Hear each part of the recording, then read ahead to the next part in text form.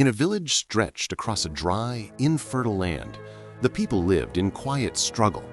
Their soil was hard, their fields cracked, and the rains, when they came, were too thin to nourish much. Hunger often lingered at the doorsteps of every home. Among them lived Lendi, who always walked to his farm and from it with a hoe on his shoulder, tired, whose heart burned with one wish.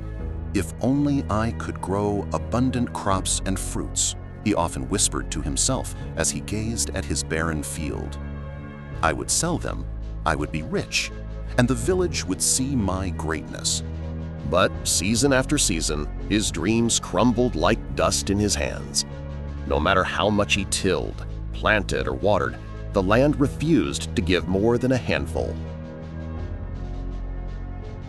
One day, as the sun baked the ground and the wind carried dust in the likes of a desert, Lendi walked far from the village to fetch firewood. Suddenly, he froze. Before his eyes lay a patch of green, a farm, alive and thriving. Golden maize swayed, pumpkins sprawled, fruits glistened as though kissed by hidden rain. "This cannot be," Lendi gasped, dropping his bundle of sticks. "How does anything grow here?" Beside the field stood a humble hut. Lendi hurried to it and knocked. An old farmer stepped out, lean but strong, with clear eyes that shone with quiet wisdom. "Greetings, stranger," said the man.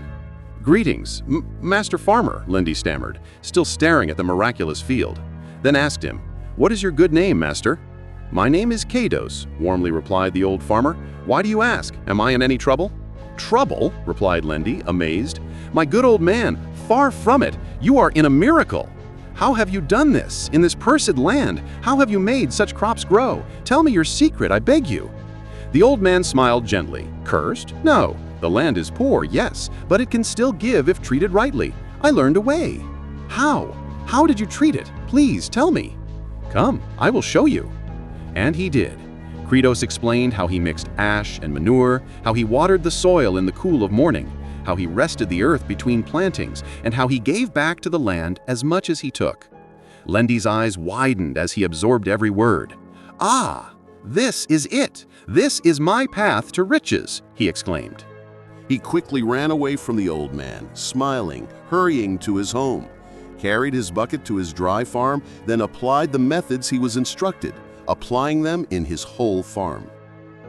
Within months, his field, once barren, began to flourish. Maize sprouted tall, vegetables thickened, fruits swelled in branches. For the first time, his baskets grew heavy. The villagers marveled after seeing it. "Lendi," they cried, "what magic is this? How do your crops grow so well? Please, brother, share your secret with us too." But Lendi folded his arms and smiled slyly. "Ah, friends, every man has his secrets, and this is mine. Work harder, and perhaps you too may see such harvest." Disappointed, desperate, the villagers left him, forced to continue living poor with such scarcity of crops and food. One evening, as some of the villagers wandered farther from their village than before, stumbled upon Kratos's abundant farm. Their jaws dropped. "This is it! This is the source!" they whispered, rushing to his hut. They knocked, and Kratos welcomed them warmly. "Good farmer," they pleaded, "our children starve, our fields are empty. Tell us, how have you made this desert bloom?" Kratos looked at their worn faces and said, "Why should I hide what can help us all? Sit, and I will teach you as I taught another." He shared his secret without hesitation, showing them as he showed Lendi. The villagers went home and did as he instructed. Slowly, the fields across the land began to glow green with new life. Maize, beans, pumpkins, and cassava filled the once barren village. All were astonished and happy, for the instructions were true. One morning, Kratos woke up from his bed. Tired, but determined to fulfill his day's routine in his farm regardless of it. For he had laid the foundation of it many years ago, to the point it was now his habit. Before, he thought to grab his hoe beside his door to get outside. He heard knocks on his door. He got himself up, walking towards the door. Opening it, his eyes popped out, surprised as he saw a crowd gathered outside his hut, their hands full of baskets with fruits and grains. "Kratos," they called, "because of you, our children eat, our barns are full and our hearts are glad. We bring to you a portion of our harvest in gratitude." Basket after basket was laid before him until his home overflowed with food. Kratos, who had given freely, now had more than any man in the village. He sold the surplus in distant markets, and wealth poured into his home, and became wealthier than anyone in the entire village, not by hoarding, but by sharing. Meanwhile, Lendi stood at the edge of his once envied field. Though it still bore crops, no one came to him, no one offered him gifts, no one sought his counsel anymore. He watched as Kratos prospered beyond imagination, and bitterness caught his heart. One evening, he muttered to himself, "If only I had shared, if only I had given as Kratos did, I too might have been honored. My greed has left me with nothing but regret."